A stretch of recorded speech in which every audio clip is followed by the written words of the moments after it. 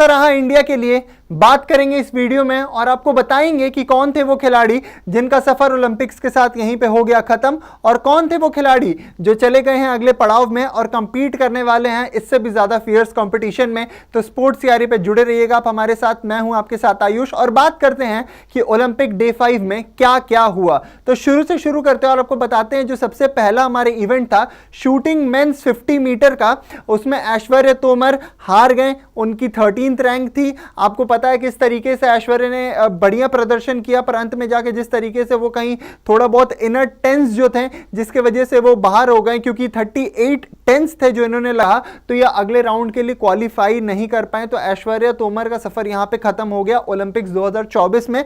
पर वहीं बात करें अगर दूसरे खिलाड़ी की जिनका नाम है स्वप्निल कुशाले, इन्होंने बहुत अच्छा प्रदर्शन किया। आपको पता है कि पहले 8 खिलाड़ी जो हैं वो अगले राउंड के लिए जाते हैं। 13 नंबर पे खत्म किया था वहां पे ऐश्वर्या ने, 7 नंबर पे यहां पे खत्म किया आपके लिए स्वप्निल ने, जिनके पॉइंट्स 590 थे। इनर टेंस की बात करें तो 38 इनर टेंस इन्होंने दागा है और इसी वजह से शायद इन्हें एक पार मिला, इसी वजह से ये क्वालिफाई कर गए अपने नेक्स्ट राउंड के लिए। तो शूटिंग मेंस कैटेगरी जो थी 50 मीटर्स में, उसमें स्वप्निल आपको दिखेंगे आगे भी खेलते हुए। इसी के साथ अगर हम आगे बढ़े और बात करें नेक्स्ट शूटिंग विमेंस ट्रैप में, तो यहां राजेश्वरी कुमारी जी जो जिनके लिए दिन कुछ बहुत अच्छा नहीं गया, 22वां रैंक जरूर था इनका पर यहां से ये बाहर होती हुई नजर आई है। पॉइंट से 113 था, तो कहीं ना कहीं वो अभी बहुत ज्यादा एक्सपीरियंस गेन करने का जरूरत है जो इस बार इनसे दिखा नहीं है। पर हार्ड लक, कोई बात नहीं, अगले बार हो सकता है ये और बेटर परफॉर्म करे। पर आज इनका सफर ओलंपिक्स के साथ यहां खत्म होता हुआ नजर आया है। इसी के साथ अगर हम आगे बढ़ेंगे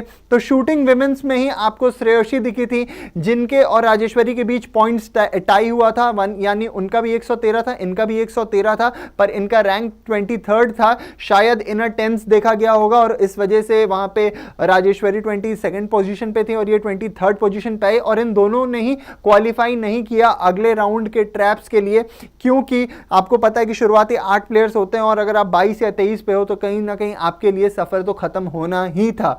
पर ट्रैप से आगे बढ़ते हैं, शूटिंग से आगे बढ़ते हैं और हम बात करते हैं बैडमिंटन की। बैडमिंटन में जैसा आपको पता है क्रिस्टीन को भाई चूर चूर करके रख दिया हमारी देश की शान पीवी सिंधु ने, जिन्होंने मतलब जीता नहीं है, एक तरफा रौंदा है, एक तरफा ममोड़ा है, मसला है और बोला है कि पहले बैडमिंटन सीख के आइए क्योंकि यहां पे मैं खड़ी हूं। पहला सेट देखिए 21-5, दूसरा सेट देखिए 21-10। भैया ये मतलब कुछ ज्यादा नहीं था ना कि अगली बार ये अगर इनके सामने मिले तो 21 लव से ये खत्म कर दे मैच को। और इसी जीत के साथ, इसी ऐतिहासिक जीत के साथ इन्होंने राउंड ऑफ 16 में भी कदम रख लिया है। और पीवी सिंधु आपको पता है जैसे इंडिया की एक मेडल प्रोस्पेक्ट हैं, क्योंकि पिछले 2 बार से ये लगातार मेडल जीतते आ रही हैं, तो शायद इस बार भी आपको पीवी सिंधु की तरफ से एक मेडल दिखेगा। इसी के साथ अगर हम आगे बढ़ते हैं बैडमिंटन के बाद रोइंग्स में, तो रोइंग्स में यार यही होता है ना, हार्ड लक ओलंपिक्स में कब काम आता है। यहां पे बलराज पवार ये के लिए ऐसा था कि अगर उनको सी या फिर डी दोनों में से किसी एक सेट में वो सिलेक्ट हो सकते थे। उनका जो फाइनल क्लासिफिकेशन था वो डी में था और डी ना, अब ऐसा है कि भैया वहां पे आप जैसा देख भी सकते हैं कि no medal will be awarded for the event. Event जरूर होगा पर वहां से आपको कोई मेडल्स नहीं अवार्ड किए जाएंगे। इनकी टाइमिंग जो थी वो 7.04.97 थी। तो कहीं ना कहीं हार्ड लक इंडिया की तरफ से एकमात्र रोइंग के उम्मीदवार थे ये। जिस तरीके से आर्मी मैन ने अपना जज्बा दिखाया है, पता नहीं अगले बार क्या पता ये आपको क्वार्टर फाइनल्स और फाइनल्स में खेलते हुए भी दिख जाए। पर हार्ड लक टू बलराज। इसी के साथ हम आगे बढ़ेंगे रोइंग से आगे बढ़ के मेंस सिंगल। भैया ये था मैच, आज का मैच ऑफ द डे, लक्ष्य सेन वर्सेस जोनाथन क्रिस्टी, जहां पे लक्ष्य सेन पहले तो भैया 8-2 के पिछड़ रहे थे फर्स्ट सेट में, उसके बाद जो कमबैक किया, पहला सेट देखिए 21-18 कांटे की टक्कर हुई, उसके बाद बोला कि अब भैया हो गया जो मजाक होना था, सेकंड सेट में मैं दिखाता हूं मैं कौन हूं। 21-12 से मैच खत्म करके रख दिया और क्वालिफाई कर गए हैं राउंड ऑफ 16 के लिए। और सबसे बड़ी बात यह है कि राउंड ऑफ 16 में ये जिससे भिड़ने वाले हैं वो कोई चाइना वाले नहीं है, वो कोई साउथ कोरिया वाले नहीं है या फिर किसी दूसरे देश वाले नहीं है, वो हमारे ही देश के हैं। इस वीडियो में आपको आगे बताएंगे कि वो कौन है, तो बने रहिएगा वीडियो में अंत तक। इसी के साथ बैडमिंटन मेन सिंगल से अगर हम आगे बढ़ें तो इक्वेस्ट्रियन ड्रेसेज, यार ये तो मतलब एकमात्र इंडिया का बंदा जो वहां पे था अनुष अग्रवाल, और इनके साथ जो आप इनका घोड़ा देख रहे हैं इनका नाम है सर कैरामेलो ओल्ड, यानी जो माउंट और जो राइडर होते हैं उन दोनों के नाम के साथ इसे जोड़ा जाता है, दिया जाता है। लास्ट कुछ मतलब जो मिनट्स थे उसमें और बेटर हो सकता था, पता नहीं अब, पर कोई बात नहीं, हार्ड लक। रैंक 9 थी इनकी, स्कोर लगभग 66.444 था और अगली बार हो सकता है और बेटर करते आएंगे आपको ये सर कैरामेलो और अनुष अग्रवाल की जोड़ी। इक्वेस्ट्रियन से हमारे लिए कुछ बहुत अच्छी खबर नहीं थी, पर इसी के साथ जब हम आगे बढ़ेंगे तो टेबल टेनिस विमेन सिंगल में आपको श्रीजा अकुला यहां पे 4-2 से सेट जीतते हुए नजर आई। इन्होंने राउंड ऑफ 16 के लिए क्वालिफाई किया और जो रौंदा था, ओ हो भाई, मतलब बता दिया कि इंडिया में टेबल टेनिस अगर श्रीजा अकुला से कोई अच्छा खेल दे तो भाई तभी बात करना, नहीं तो तब तक तो क्वीन ये बनके बैठी हुई है यहाँ पे। इसी के साथ टेबल टेनिस विमेन सिंगल से अगर हम आगे बढ़ते हैं, बॉक्सिंग विमेन 75 कैटेगरी में भाई लवलीना लिटरली हंस रही थी अपने ऑपोजिशन के मुंह पे कि भाई कौन हो तुम, 5-0 से, मतलब रौंदा नहीं है, कहीं आसपास भटकने भी नहीं दिया, बोला कि रिंग के बाहर खड़ी रहिए आप, यहाँ पे मैं अकेली खड़ी हूं क्योंकि मुझे जीतना है यहाँ पे, और क्वार्टर फाइनल्स के लिए क्वालिफाई कर दिया। और आपको पता है कि अगर क्वार्टर फाइनल्स निकाल देती हैं, सेमीफाइनल्स पहुंच जाती है तो ब्रोंज होता है, भले हारे या जीते, क्योंकि बॉक्सिंग में अक्सर ऐसा होता हुआ आया है। तो 75 kg राउंड जो कि बॉक्सिंग का था, उससे ये गुड न्यूज थी। इसी के साथ अगर हम आगे बढ़ते हैं अपने नेक्स्ट इवेंट पे, नेक्स्ट इवेंट हमारा क्या था, तो वो था आर्चरी विमेन्स राउंड ऑफ 32 वाले राउंड में आपको दीपिका कुमारी दिखी थी। दीपिका जिस तरीके से उनका काम टेम्परामेंट आप बोल दीजिए, जिस तरीके से बॉडी पोस्चर रहता है, एक कॉन्फिडेंस आंखों से झलकता है। रिजल्ट था बहुत अच्छा खेली, 6-2 से जीती भी और सीधा साथ ही साथ राउंड ऑफ 16 के लिए क्वालिफाई किया। और जैसे ही राउंड ऑफ 16 के लिए क्वालिफाई किया, आपको बता देते हैं जस्ट इसके बाद में वापस इनका राउंड ऑफ 16 भी हुआ। राउंड ऑफ 16 की एक बार अगर हम जाते हैं, रीना से ये राउंड ऑफ 32 जीती थी, राउंड ऑफ 16 में क्विंटी इनके सामने आई। क्विंटी के सामने भी भाई बोला कि कोई बात नहीं, पिछले वाला मैच थोड़ा क्लोज चला गया था, इस बार एक तरफा हरा देती हूँ, 6-2, यानी लगातार जीती, 3 सेट लगातार जीती और क्वालिफाई कर गई है राउंड ऑफ 8 के लिए। तो यहाँ पे दीपिका कुमारी भी आप एज अ मेडल प्रोस्पेक्ट देख सकते हैं, क्योंकि दीपिका कुमारी ने लगातार इंप्रेस ही किया है। इसी के साथ आर्चरी से अगर हम आगे बढ़े, आर्चरी के बाद आए टेबल टेनिस विमेन सिंगल में, तो यहां हमारे लिए एक हार्ट ब्रेक था, क्योंकि जैसे मनिका बात्रा ने अपना पिछला लास्ट 2 गेम खेला था, जो डोमिनेशन थी उनकी, वो कहीं ना कहीं आज लैक होती हुई नजर आई। वो कहीं ना कहीं आज जिस तरीके से उन्होंने खत्म किया यार, कहीं ना कहीं हर एक इंडियन के लिए बहुत बड़ा हार्ट ब्रेक था, क्योंकि हर कोई काउंट कर रहा था मनिका बात्रा पे जैसे वो फिनिश करती। बट मियू हिरानो वाज ऑसम भाई, जापान ने दिखा दिया कि टेबल टेनिस यार वहां पे का फोटे क्यों बोला जाता है।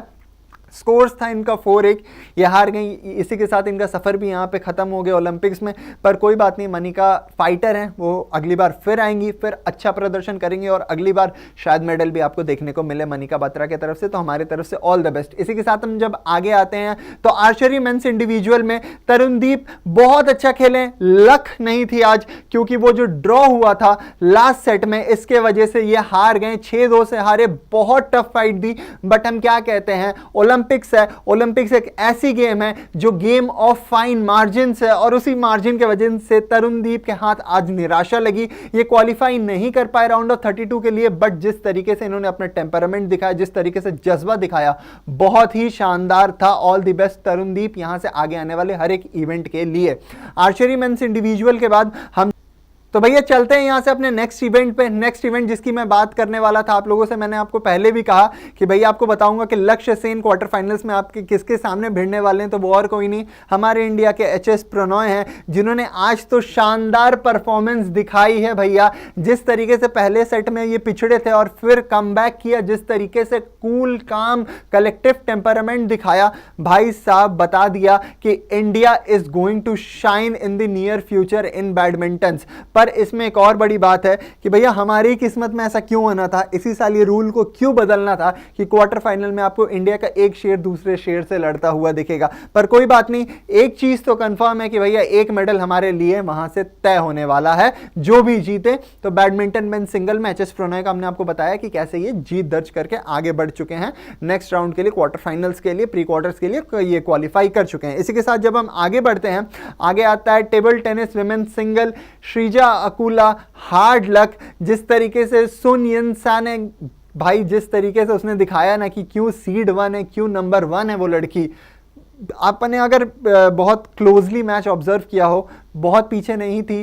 जिस तरीके से इन्होंने फाइट दी, कोई बात नहीं, हार्ड लक। 10 पे चली जा रही थी, 2 बार डोमिनेट भी किया, पर वो फिनिश नहीं दे पाई जैसे फिनिश की ज़रूरत थी। और उन्होंने लगातार 8 पॉइंट, फिर दूसरे सेट में लगातार 10 पॉइंट मार के कहीं ना कहीं वो 4-0 की जो बढ़त आप देख रहे हैं वो उन्होंने हासिल की। और यहीं से श्रीजा अकुला के लिए भी दिन का अंत जो था, आगाज़ अच्छा था, जो अंत था वो अच्छा नहीं गया, और इसीलिए ये पेरिस ओलंपिक से बाहर हो गई हैं। हार्ड लक, बट कोई बात नहीं, आगे बढ़ते हैं। इसी के साथ जब हम नेक्स्ट जाएंगे तो जो एंड हुआ डे का वो बहुत अच्छे नोट पे हुआ, क्योंकि निशांत देव ने भैया दिखा दिया कि इंडिया में जो बॉक्सिंग का जज्बा है ना भाई, कि जो हम कहते हैं कि आओ भिड़ जाते हैं रोड पे चलते हुए भी, वो वाली चीज एकदम दिखाई कि भाई आओ बताता हूं। पकड़ा इस इक्वेडोर के बॉक्सर को, टेनोरियो इनका नाम था, इनको बोला कि आओ बताता हूं, और एक एक करके जैसे इनको नॉकआउट करते गए। वो जो हुक्स थे, जो जैब्स थी, इतनी बढ़िया थी, इतनी शानदार थी कि 3-2 से इन्होंने जीत दर्ज की और क्वार्टर फाइनल के लिए क्वालिफाई कर लिया है। तो ये था आज का सारा दिन का राउंड अप, जिस तरीके से इंडिया ने परफॉर्म किया डे 5 पे, जहां कुछ निराशा हाथ थी, वहीं पे आशा भी है अब अगले दिन को लेकर, क्योंकि अगले दिन होने वाले बहुत सारे फाइनल। तो एक बार जल्दी जल्दी से बता देते हैं क्या है स्केड्यूल आपके डे 6 का। तो डे 6 के अगर स्केड्यूल की बात करें तो शुरू होने वाला है कल सुबह 11 बजे से, जहां आपको एथलेटिक्स में मेंस 20 मीटर रेस वॉक के फाइनल्स में परमजीत, आकाशदीप और विकास नजर आएंगे। उसी के साथ गोल्फ की बात करें, मेंस इंडिविजुअल गोल्फ की बात करें, तो वहां पे आपको गगनजीत और शुभांकर शर्मा नजर आएंगे 12:30 बजे। अगर एथलेटिक्स की बात करें यानी विमेंस 20 मीटर रेस वॉक की, जो कि 12:50 में शुरू होने वाला है, तो वो भी फाइनल्स है और वहां पे आपको दिखेंगी प्रियंका गोस्वामी। इसी के साथ अगर हम बात करें शूटिंग की, जो कि मेंस 50 मीटर रहने वाला है, जो हमने आज को आपको बताया कि स्वप्नील ने क्वालिफाई किया 6th पोजीशन पे, माफ कीजिएगा 7th पोजीशन में उन्होंने खत्म किया। तो स्वप्नील आपको वहां पे 1 बजे फाइनल्स दिखेंगे, और शायद ये भी एक मेडल इंडिया के लिए तय हो सकता है अगर स्वप्नील ने आज वाली परफॉर्मेंस बरकरार रखी और बढ़िया किया तो। इसी के साथ अगर हम आगे बढ़ें, अगले नेक्स्ट इवेंट क्या है, नेक्स्ट राउंड में क्या होने वाला है, तो हॉकी है। हॉकी इंडिया और बेल्जियम, भैया कड़ा टक्कर रहने वाला है। ये ग्रुप स्टेज का मैच भले है, पर ये डिसाइड करेगा, क्योंकि बेल्जियम और ऑस्ट्रेलिया ऐसी 2 टीम्स है। डिफेंडिंग चैंपियन है बेल्जियम, जिसने अभी तक हर एक टीम को परेशान ही किया है। तो इंडिया कैसा परफॉर्म करती है बेल्जियम के सामने, यह देखना दिलचस्प होगा, क्योंकि पिछली बार जब भिड़े थे तो इंडिया को हार का सामना करना पड़ा था बेल्जियम के अगेंस्ट। तो 1:30 बजे जुड़ जाइएगा स्पोर्ट्स सियारी के साथ, क्योंकि आपके साथ पूरी कवरेज करेंगे ओलंपिक्स की सिर्फ स्पोर्ट्स सियारी पर। इसी के साथ अगर हम आगे बढ़े बॉक्सिंग में, तो बॉक्सिंग 50 kg जो है उसमें आपको निखत जरीन दिखेंगी 2:30 बजे। आर्चरी में आपको प्रवीण यादव दिखेंगे 2:30 बजे, वो भी दिखेंगे आपको। प्रवीण अगर वहां पे क्वालिफाई करते हैं तो राउंड ऑफ 32 के लिए जाएंगे, क्योंकि वो राउंड ऑफ 64 रहने वाला है उनका पहला। तो 3:10 में अगर वो, भगवान हम तो चाहते हैं भाई कि वो क्वालिफाई कर जाएं, तो वहां से वो राउंड ऑफ 32 भी खेलते हुए नजर आएंगे। इसी के साथ शूटिंग की बात करें तो शिफत कौर वहां पे आपको 3:30 बजे दिखेंगे 50 मीटर्स विमेंस में, और आपको वहां पे अंजुम मडगल भी दिखेंगी। इसी के साथ अगर बात करें सेलिंग की, तो सेलिंग में आपको दिखने वाले हैं विष्णु सारावनन, जो मेंस डिंगी में आपको दिखेंगे लगभग 3:45 में। तो ये सारे इंपॉर्टेंट इवेंट्स रहने वाले कल के लिए। इसी के साथ अगर हम आगे बढ़ते हैं एंड के तरफ अपने, तो सेलिंग में फिर आपको यहां पे दिखने वाली है विमेंस में नेत्र, जो 7 बजे आपको 7:05 में दिखेंगे एग्जैक्ट इंडियन स्टैंडर्ड टाइम के अनुसार। इसी के साथ जो सबसे बड़ा मैच होने वाला है कल, यानी सात्विक चिराग का क्वार्टर फाइनल्स जो होने वाला है। इसी के साथ अगर हम बात करें बैडमिंटन मेंस सिंगल की, जो मैंने आपको बताया लक्ष्य सेन वर्सेस एचएस प्रणॉय, बात करें पीवी सिंधु की, तो ये भी कल का मैच रहने वाले हैं। ये सारे मैचेस कल आपको दिखेंगे, पर अभी तक ये अनाउंस नहीं हुआ, इसीलिए वहां पे TBA लिखा है, यानी टू बी अनाउंस। तो जैसे ही अनाउंसमेंट इसकी होगी हम आपको बता देंगे। जो आखिरी नाम आपने देखा श्रीजा अकुला का, वो वहां पे इसलिए नहीं रहेंगी कल क्योंकि आज वो एलिमिनेट हो चुकी हैं। वो हम कहते हैं ना कि हर काली रात के बाद एक उजाला जरूर आता है, एक सवेरा जरूर आता है। तो होप सो कल वो सवेरा रहे। और आप भी कमेंट सेक्शन में बताइएगा कि आपको क्या लगता है कौन होने वाले इंडिया के मेडल प्रोस्पेक्ट्स यहां से जो आने वाली ओलंपिक्स की गेम्स बाकी है। इस वीडियो को यहां तक देखने के लिए आपका बहुत बहुत शुक्रिया। लाइक शेयर कमेंट सब्सक्राइब करना बिल्कुल भी मत भूलिएगा। जय हिंद, जय भारत।